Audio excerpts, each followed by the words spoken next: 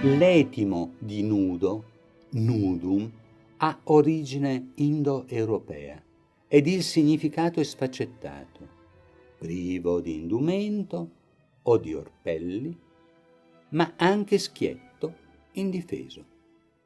I nudi dei templi indiani ci sono troppo lontani. Fermiamoci al centro di gravità della cultura occidentale, la Grecia. Tra i primi a dover esprimere un giudizio, anzi a formulare una sentenza, fu Paride, che offrendo la mela, un frutto ricorrente, ad Afrodite, dea dell'amore, del vivere e del morire, in un continuo di cupidigia, ardimenti, lotte, segnò la nostra sorte. Avesse premiato Giunone, la saggia governante, o Minerva, maestra di virtù militare, saremmo serenamente annoiati. Biblicamente i primi a scoprire la loro nudità furono Eva, che porse la mela, ed Adamo, che la gradì. In un attimo scoprirono la loro diversità e complementarietà. La foglia di fico o di melo fu un rimedio postumo utile ad incuriosire più che a nascondere. Celare cosa? Erano uomini liberi e tra i loro compiti vi era il generare. La loro dimensione animale? L'istinto che pensavano di aver sconfitto? La parte razionale rimprovera forse quella esistenziale?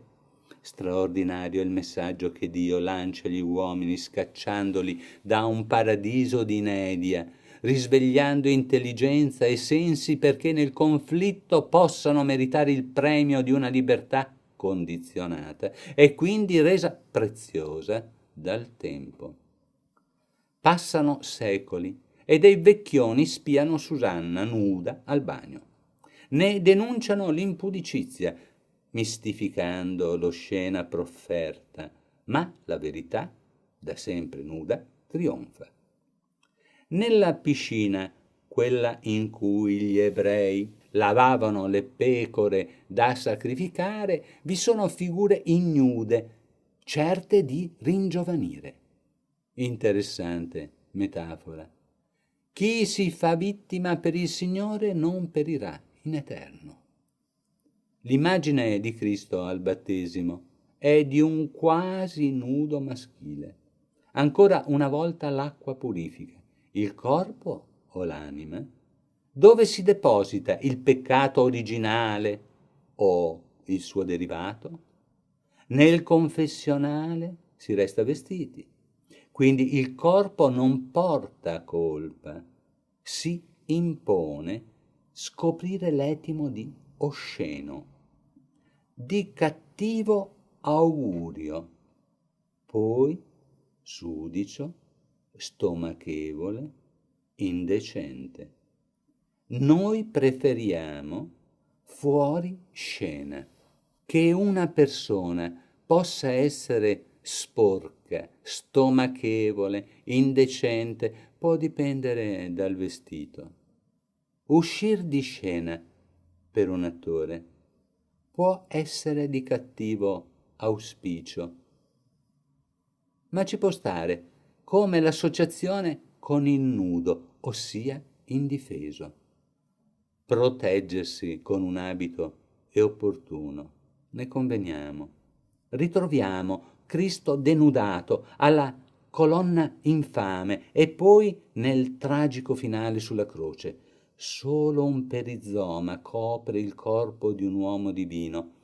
È un corpo che soffre, suda, sanguina, lancia al cielo preghiere ed accuse. Eppure, nella sua nudità, sporca di certo, non è sudicio né indecente, sublime è il termine più appropriato, ed è un corpo, non un vestito, che ci salva. Come risorge? Gloriosamente nudo a mezzo busto. Vi furono secoli bui di martiri, eresie, nascondimenti.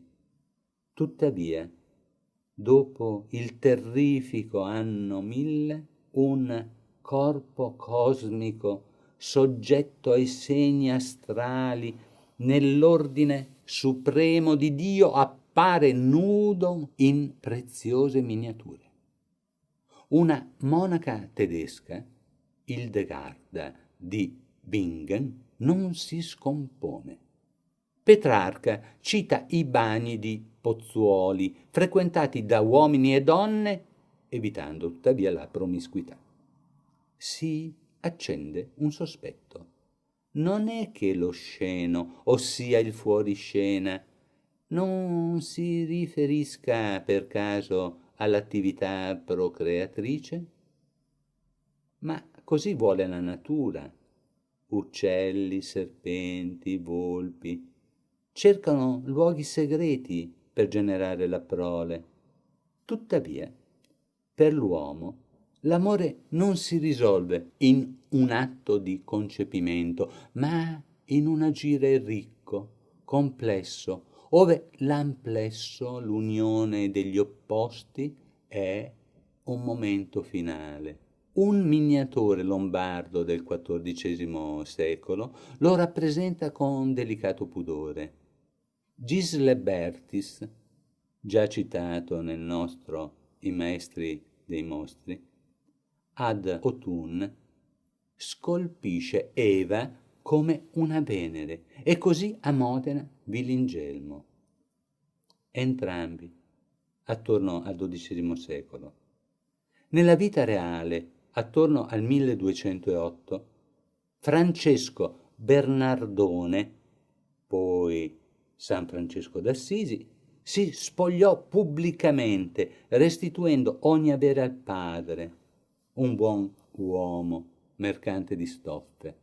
A suscitare clamore fu la rinunzia agli averi, alla eredità, al nome, non la nudità. Un saio ed un rozzo cordone annodato in vita sono l'essenziale. Anche Gesù, quando venne il suo tempo, si allontanò dalla madre perché la sua missione esigeva liberazione dagli affetti. Dio, ai suoi prediletti, chiede amore in esclusiva. Ma torniamo all'arte. Ovviamente i dannati agli inferi sono nudi, sia a Torcello che a San Gimignano. Taddeo di Bartolo, pittore, rispetta Dante che dell'inferno sembra aver le chiavi. A Padova, Giotto replica ad onor degli Scrovegni. Perché tanto tormento alla carne se fu solo uno strumento dell'animo colpevole di accidia, usura, gola? Amiamo le incoerenze. I putti e gli angeli son tutti nudi o maliziosamente scoperti. La verità lo è sempre, talora la prudenza, mentre la calunnia è ben coperta. Luca Signorelli presenta i beati nel Duomo di Orvieto in piena nudità nel giorno del giudizio. Lucrezia, per conservare la verginità, mostra il corpo luminoso, privo di macchia, prima di rinunziare a vivere. Ormai il Rinascimento apre le sue porte alla Cappella Sistina, ove Michelangelo racconterà una storia sacra nel nostro filmato Tra terra e cielo.